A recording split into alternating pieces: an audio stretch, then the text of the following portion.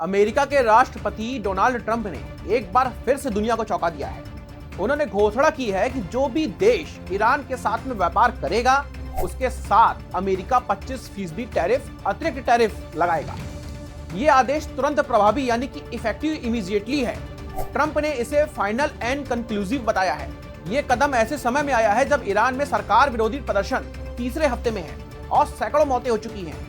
अमेरिकी राष्ट्रपति Donald Trump ने अपने social media platform the truth social पर लिखा कि यह आदेश तत्काल प्रभाव से लागू होगा और इस्लामिक रिपब्लिक ऑफ ईरान के साथ में व्यापार करने वाले किसी भी देश को संयुक्त राज्य अमेरिका के साथ किए जाने वाले सभी प्रकार के व्यापार पर 25% का शुल्क देना ही होगा। यह आदेश अंतिम और बाध्यकारी है। दोस्तों, ये सेकेंडरी टैरिफ की तरह काम करेगा, यानी कि ईरान पर पहले से लगी अमेरिकी पाबंदियों को और ज्यादा सख्त बनाने का ये तरीका है। ईरान पहले से ही भारी आर्थिक संकट में है, मुद्रा का अवमूल्यन, महंगाई 70% तक है और खाद्य संकट भी वहां पर सबने देखा है। प्रदर्शनों में अब तक 600 से ज्यादा मौतें हो चुकी हैं। इंटरनेट वहां पर बंद है और सरकार पर दमन का आरोप भी लग रहा है। ट्रंप ने कहा है कि वो ईरान के खिलाफ कई बहुत मजबूत विकल्पों पर भी विचार कर रहे हैं, जिसमें सैन्य कार्रवाई भी शामिल हो सकती है। इस टैरिफ का सबसे ज्यादा असर उन देशों पर पड़ेगा जो ईरान के बड़े व्यापारिक साझेदार हैं, जैसे कि चीन, जो ईरान का सबसे बड़ा ट्रेड पार्टनर है, खासकर ऑयल इंपोर्टर के रूप में।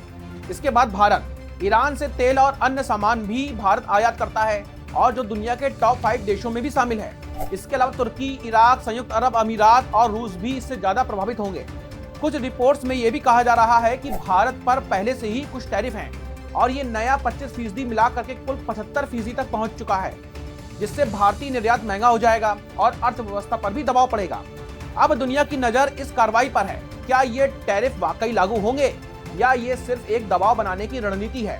क्या भारत और चीन जैसे देश अमेरिका के साथ अपने ट्रेड रिलेशंस को बचाने के लिए ईरान से दूरी बनाएंगे या फिर वैश्विक व्यापार युद्ध की नई शुरुआत हो रही है? इस खबर पर हमारी नजर बराबर बनी रहेगी। ज्यादा अपडेट्स के लिए हिंदी खबर के साथ बने रहिएगा। धन्यवाद।